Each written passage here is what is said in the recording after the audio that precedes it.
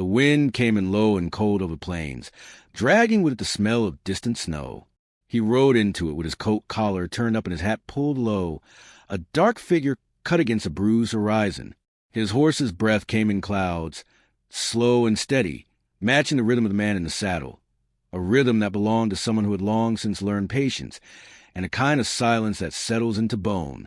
The ranch appeared out of gray dusk like something abandoned to time, warped fence posts leaning like tired sentries, a roof patched with tin that caught the last copper light of day. He dismounted without hurry, boots crunching over the thin crust of frost, and tied his horse to the rail. The door to the house groaned open under his hand, and he stepped into a single room that smelled faintly of wood smoke and old leather. Inside, the world was even quieter. A single oil lamp burned on the table, its wick low, casting a flicker over the battered Bible beside it. A half-empty bottle of whiskey leaned against the wall, untouched for days. He shrugged off his coat, hung it on a peg, and lowered himself into a chair, the wood creaking under his weight. He had forgotten the sound of another person's voice. Days blurred into one another out here. Coffee in the morning, tending the fences, hunting rabbits when the pantry ran low. Night spent at the window, watching the horizon for nothing in particular. He had grown accustomed to the company of the wind, the groan of timber in the cold, the shuffle of his own boots. Sometimes the quiet carried other sounds, memory sounds. Laughter that wasn't there. A woman calling from a yard. The sharp echo of gunfire in the back of his mind. He'd learned to shake them off, like a man brushing dust from his coat, but they always came back. The evenings settled in heavy and dark. He stirred the fire, set a pan of beans on the grate, and listened to the tick and snap of the wood. Outside, the wind picked up, rattling the shutters. He was reaching for the lamp to snuff it when he heard it, a sound that didn't belong to the night. Hoofbeats, slow at first, then clearer, closer. He rose, moved to the door, and lifted the rifle from its rest by the frame. The hoofbeats were muffled by the wind, but they were many. Shapes began to form in the darkness. Riders, 10 of them, their silhouettes blurred by drifting snow. The lead horse came forward, its rider wrapped in a heavy blanket, head bowed against the wind. The others followed in tight formation, some leaning in the saddle, as though every step cost them strength. They drew up short of the porch, and for a moment all he could hear was the ragged breath of horses and the hiss of snow on leather. The figure at the front straightened. In the weak light spilling from the doorway, the man's features came clear. High cheekbones, dark eyes, hair bound back. His voice, when it came, was low and deliberate, edged with strain. "We need fire, shelter. The cold will kill us." The cowboy's grip tightened on the rifle, but he didn't raise it. His gaze moved over the group, men, women, and one boy slumped in his saddle, his leg bound in a crude dressing. Their horses were lathered, their clothes rimed with ice. They had been riding hard, too hard, through the storm. Snow gusted between them, stinging his face. In the hollow of that moment, the old instincts rose, the part of him that measured risk before mercy. 10 strangers meant trouble. Apaches meant more trouble still. But there was something in the boy's stillness, in the way the others held themselves upright despite exhaustion, that made the choice harder than it should have been. The wind howled down from the ridge. Somewhere in it, the voices in his head whispered the warnings he'd lived by for years. He stood there a long moment, the cold biting through his shirt. Then he lowered the rifle, stepped back from the door, and let the warm breath of the fire spill out into the night. "Get in before the storm eats you alive," he said. They came forward, leading their horses toward the barn, moving like shadows in the snow. He watched them pass, the boy's head lolling against the chest of the rider beside him. The last one to the door gave him a brief, searching look, as if weighing his measure the same way he'd done to them. When the door closed, the sound of the wind was cut away, replaced by the muffled scuff of boots on wood and the pop of the fire. The cowboy leaned his rifle back against the wall and felt the weight of something unfamiliar settle over the room, a sense that whatever road had brought these strangers here was about to run straight through his life. He didn't know yet if he'd be standing when it passed, but he knew it was too late to turn aside. The cabin swelled with heat from the fire, but the air between its walls stayed cold. The cowboy sat near the door, rifle prop within reach, eyes moving from face to face. The Apaches clustered close to the hearth, their blankets steaming where snow had melted into the wool. Shadows from the flames bent across their cheekbones and caught the faint glint of beads sewn into their clothing. No one spoke for a long while. The boy lay on a folded blanket near the fire, his leg bandaged with rawhide strips and stained cloth. A woman, her hair braided tight, dabbed the wound with something that smelled of pine pitch and smoke. The boy's jaw clenched with each touch, but he made no sound. The cowboy watched, noting the precision in her hands, the way the others gave her space without speaking. She was used to mending what the world had broken. The man who had spoken at the door now sat cross-legged, coat open, a long scar pulling at the skin from his jaw to his collarbone. His eyes met the cowboy's once and held them without challenge or fear. The moment broke when one of the younger men pulled a small pouch from his belt and offered it forward. The cowboy took it, feeling the weight jerky, cured hard as bone. An offering. He nodded once, set the pouch aside, and pushed the coffee pot from the stove toward the group. They poured the bitter brew into tin cups, steam curling upward. The cowboy took his own seat again, chewing jerky between sips, the salt pulling thirst from his throat. The only sounds were the pop of the fire and the muted shifting of blankets. He studied their faces in the flicker, each worn, each drawn tight in the jaw, each marked by weather and years of hard travel. When the coffee was gone, the older man spoke, his voice carrying the weight of something long rehearsed.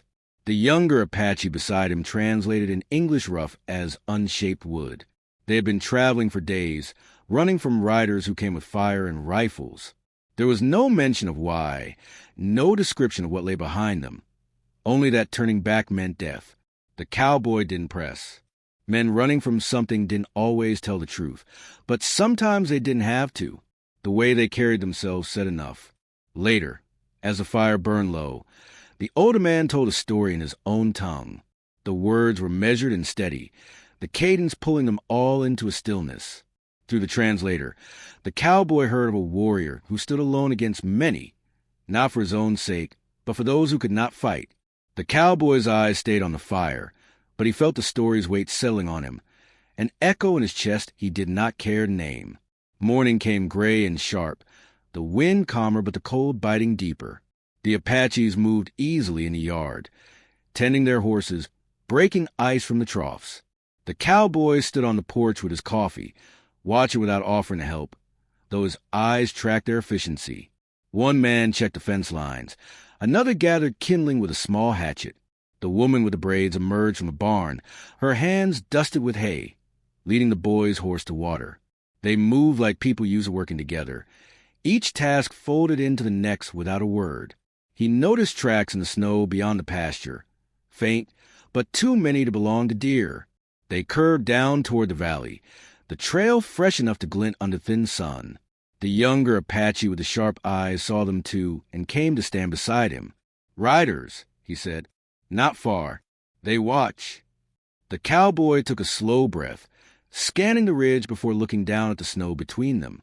The prints would not last past midday wind, but whoever made them would. Inside, the group gathered around the fire again, this time with a little more ease. The cowboy passed around another pot of coffee, and one of the younger men handed him strips of dried meat in return. The exchange was unspoken but deliberate. No one here would take without giving back. That night, he sat on the porch after the others had gone inside, the stars bright enough to see frost glitter on the fence rails. The elder joined him without a word, lowering himself to the step. They sat in silence, the night wide and brittle around them. After a time, the elder spoke in English, halting but clear. "You have fought before. I see the weight in your shoulders." The cowboy kept his gaze on the dark fields. "And you've lost people," he said. The elder's eyes narrowed, studying him in the dim light. A slow nod. "Yes." They said nothing more, the cold settling into their coats. Somewhere out in the dark, a coyote called once, then silence swallowed the sound. The cowboy knew the riders in the snow weren't far, and that whatever had brought these strangers here was not finished with them. The storm had passed, but a different kind of weather was building, and it was only a matter of time before it broke. The day began with a sky the color of pewter, and air that felt heavy with the promise of more snow.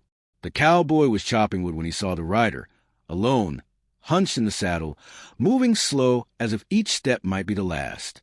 By the time the man reached the yard, frost clung to his beard and his hands hung limp from the reins. He swayed once, then slid sideways from the saddle, hitting the ground in a lifeless sprawl. The Apaches came running. The younger scout knelt first, turning the man onto his back. His coat was stiff with frozen blood. Words in Apache passed quickly among them, sharp and clipped. The cowboy crouched beside them, catching fragments from the scout's halting English. "He is ours." He carried word from the south. The elder's jaw tightened, his hand pressing against the man's chest until a faint beat of a heart was found. They carried him inside, laying him near the fire. The woman with the braids worked quickly, cutting away the bloody coat, pressing cloth to the wound beneath. The man's lips moved, whispering words the scout leaned in to hear. When he looked up, his face was grim. The riders follow. Cavalrymen, bounty hunters, both. They say we burn a ranch, killed settlers. His eyes cut to the cowboy. "It is not true." The cowboy didn't answer right away. He poured boiling water into a tin cup, set it near the woman's reach, and stood by the door. The snow outside had started again, thin flakes drifting down with a deceptive gentleness. "If they think it's true," he said finally, "they won't stop coming." Through the rest of the morning, the cabin was a hive of quiet, deliberate movement. The elder spoke in low tones with his people. The scout came to the cowboy with questions about the land. Ridges, gullies, places where a man could lie unseen with a rifle. The cowboy gave short, precise answers, his mind already running through the angles of approach and the lines of fire. By midday, they were outside, fortifying what they could. The barn doors were braced with planks, windows nailed shut from inside. Snow crunched under their boots as they hauled water from the well, stacked firewood close to the porch. The Apaches worked with practiced economy, each task fitting into the next like pieces of a well-cut joint. The cowboy found himself keeping pace without thought, his hands remembering the rhythm of preparation that had not been needed for years. In the brief pauses between work, the cowboy caught their glances, measuring him as much as he was measuring them. They moved like people used to living under the shadow of pursuit, always aware of where the next threat might come from.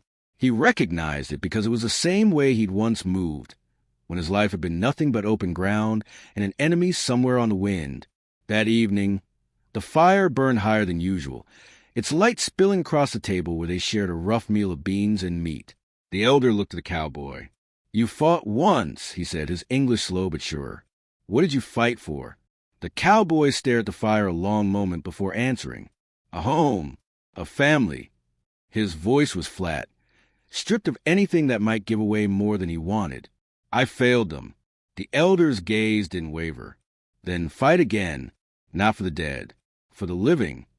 The word stayed with him long after the others had gone to rest. He stood outside, coat pulled tight, the snow whispering down in thin sheets. Beyond the fence line, the land rolled away in soft, white hills. Somewhere out there were men with rifles and reasons of their own. By morning, the tracks of their work were half buried by snow. But the preparations held. The scout returned from a short patrol, his face drawn tight. Smoke, to the east, maybe 2 hours. The cowboy nodded once, his jaw set. The time for the sighting was over. He went inside, checked the rifle's action, and filled his pockets with cartridges. The Apaches were already gathering their weapons, bows, rifles, knives, each man and woman moving with the quiet resolve of those who knew what waited for them.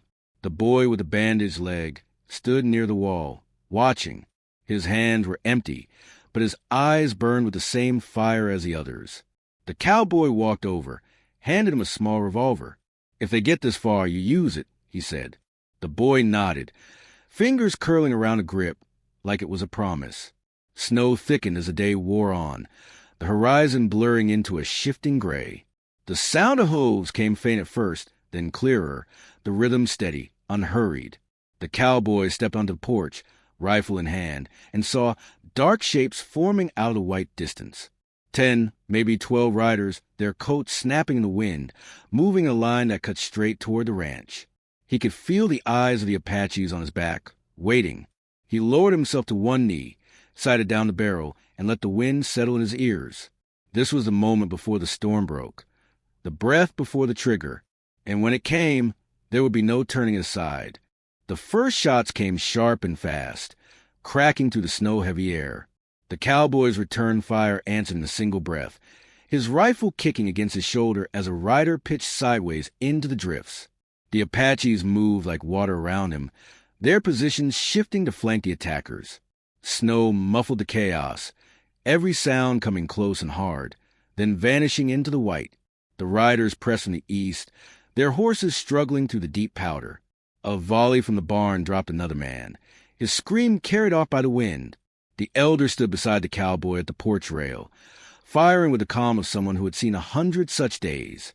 Each shot was measured, deliberate, his face unreadable even when a bullet tore a splinter from the post between them. The younger scout vanished into the storm and reappeared moments later behind the enemy line, rifle spitting flame. The attackers scattered, some turning to meet the new threat, others charging toward the house in desperation. The woman with the braid stepped from cover, bow drawn, and an arrow flew with a hiss that buried itself in a rider's chest, dropping him from the saddle. The fight folded in close.